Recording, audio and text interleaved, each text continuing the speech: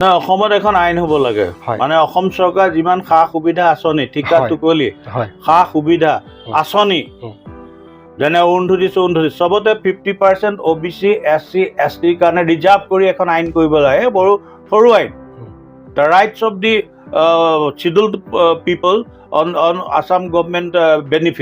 beneficial schemes যেনে ঠিকা টুকলি চাকৰি বাকৰিটো বাৰু হৈ আছে ঠিকা টুকলি বা সা সুবিধাবিলাকত হ'ব লাগে এতিয়া মই এটা উদাহৰণ দিছোঁ নগাঁও জিলাত ট্ৰেক্টৰ দিয়ে কৃষি বিভাগে চব পূৰ্ববংগমূল মুছলমানে লৈ যায় তেওঁলোকে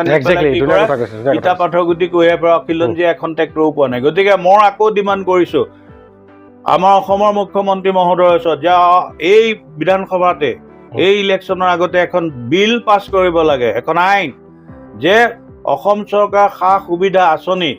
ঠিকা টুকলি সকলোতে অট'মেটিক 50% OBC SC ST কাৰণে ৰিজাৰ্ভ কৰি দিব লাগে